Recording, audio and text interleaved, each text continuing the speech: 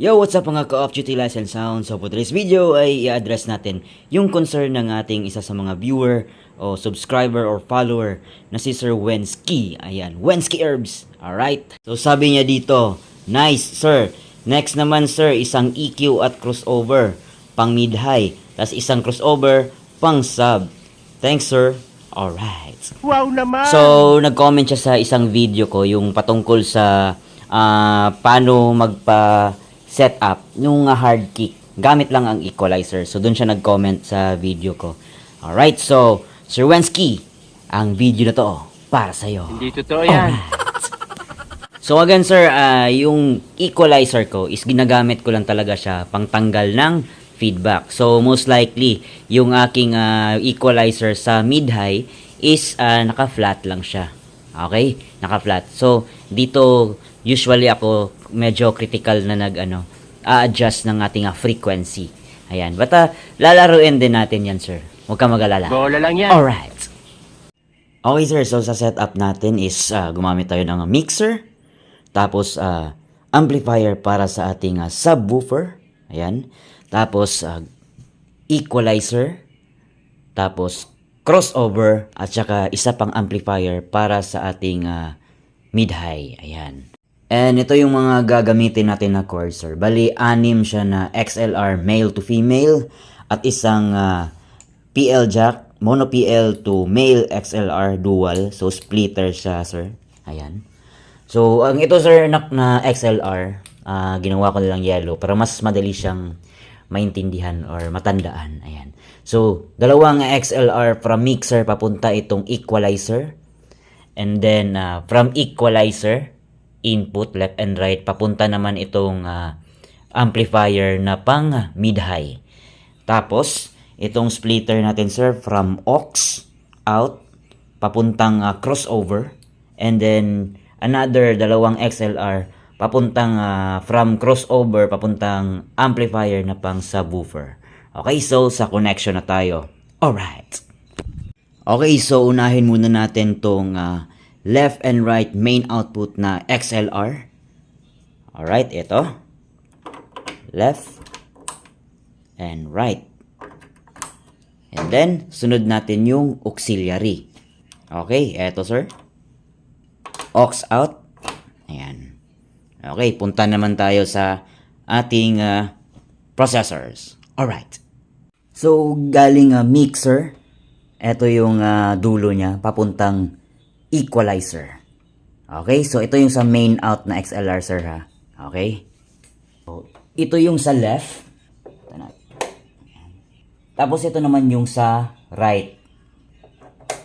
Ayan. And then, kuha pa tayo ng another set na dalawang XLR male to female. Ayan. So, kunin natin itong female. Papunta doon sa output ng ating equalizer.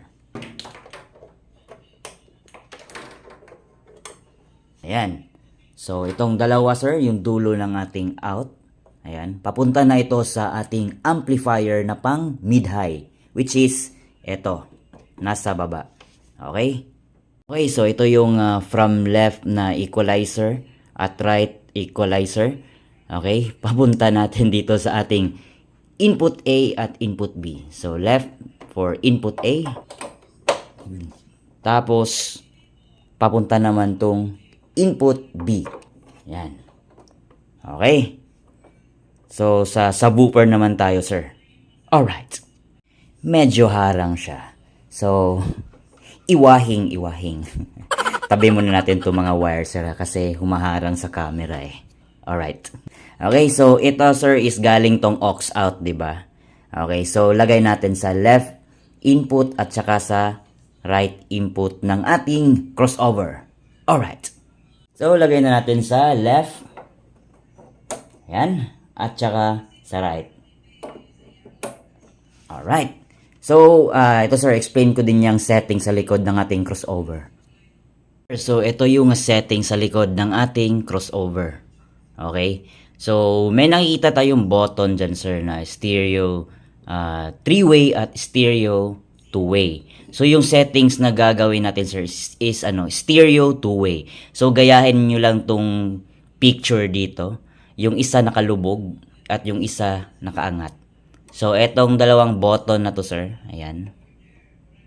Ayan. So, dalawang button. So, nakalubog yung isa at yung isa is nakaangat. Okay? Tapos, itong low sum is gawin nyo lang normal. Ayan o, normal. So, nakaangat siya, sir. So, dapat nakaangat lang to. Okay? Tapos, meron pa isa dito, sir. Yung times 1 at saka times 10. Ayan. So, i-times 1 nyo lang, sir. So, maybe another video na lang, sir, kung para saan ba yung times 1 at times 10. So, gawin nyo lang times 1. Wag na i-times 10. Okay? So, pareho lang din yan sa kabilang channel, sir. Actually, nandyan lang naman. Ang sa kabilang channel lang is yung times 1 times 10. So, yun lang importante, sir. Naka two-way setup, hindi naka low sum, at hindi naka times 10. Okay? Next is mag-out na tayo sa ating crossover papuntang amplifier na pang subwoofer. Alright. So, gumamit tayo ng dalawang male to female XLR. Okay? Okay, so kukuha tayo dito sa low. May nakasulat na low, sir. Okay? So, dito tayo sa low.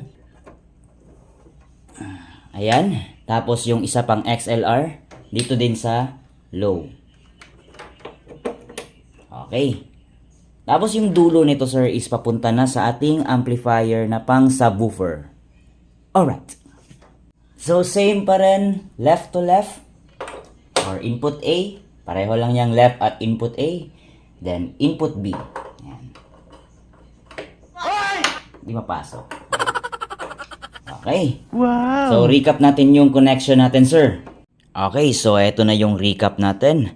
From main out na left and right, papunta doon sa ating, ayan, equalizer na left and right. Tapos nag-out tayo, sir, from left and right papuntang, eto, sa ating input A and input B na pang mid-high na amplifier. Okay? Tapos, auxiliary, ayan, PL jack. Auxiliary out papunta dito sa ating crossover. Dito, input A at saka input B. Ayan. Tapos, nag-out tayo ng low, left at saka yung right. Ayan. Papunta dito sa ating amplifier. Ayan. Left and right. Ayan. Okay. So, yun lang yung connection natin. So, sa harap naman tayo. So, ganyan, sir. All set na tayo sa ating connection, sa ating mid-high at saka crossover, at sa ating mga processors, amplifier. Ayan, so magsa-sound check na tayo. Pasensya na kung ganito yung itsura ng crossover natin. Kasi bumabangga yung mga wire sa loob. Kaya nakaganyan siya. But anyway, okay lang yan. Okay, so magsa-sound check na tayo. Alright. So sa ating equalizer, sir, is naka-flat lang siya. Gaya ng sabi ko kanina. Tapos sa ating crossover, naka 0 dB lang yung ating input gain natin. Same din sa right channel. So, pareho lang. Tapos, yung napili kong frequency is around 140 Hz. So, mas gusto ko yung tunog ng 140 Hz. Ayan. So, dito, wala na. Yung low output natin, naka-unity gain lang. Ayan. So, yung low mid is hindi na ginagamit. At saka, syempre, yung high, wala na. Kasi crossover lang. So, ano yung itsura dito? Ayan. Pareho lang din dyan. Okay. So, sa subwoofer natin na volume, sir, is gawin nating 3 o'clock. Ayan, 3 o'clock. Tapos sa ating mid-high is half lang. Half lang, sir, ha, kasi masyado nang malakas. Okay.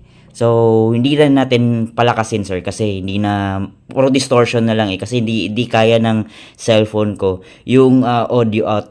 Okay, yung pressure ng ating audio.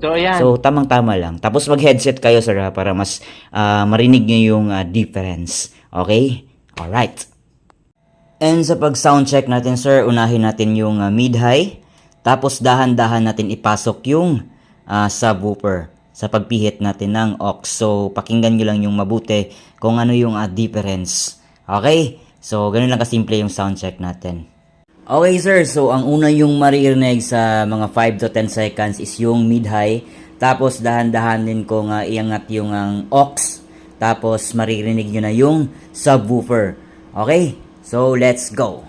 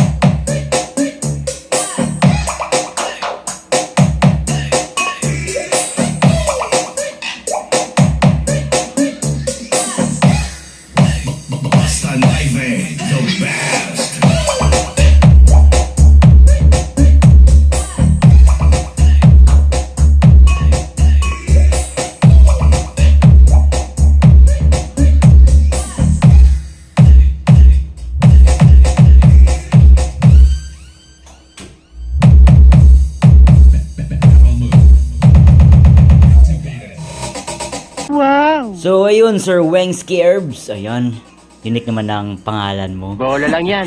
Anyway, so Sir Wengs, ayan, yun yung setup natin or sound check natin sa yung request mo na connection na may equalizer at saka meron pang crossover. Ayan. So again sir ha, so yung equalizer ko talaga is ginagamit ko lang talaga siya na pangtanggal ng feedback. Kasi kung ang purpose natin is babaguhin, ayan, babaguhin natin yung frequency, yung bass ba na gusto natin o ganun.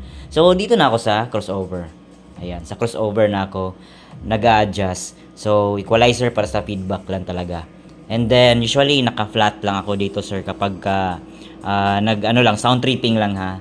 Except na lang kung microphone kasi magdedepende talaga yung settings ko dito sa low mid high ng microphone. Ayan. Okay, so maybe next topic natin sir kung ano yung mga adjustment ko dito depende sa mga kumakanta. Ayan. Okay, so sana Sir Weng nakatulong ako sa request mo.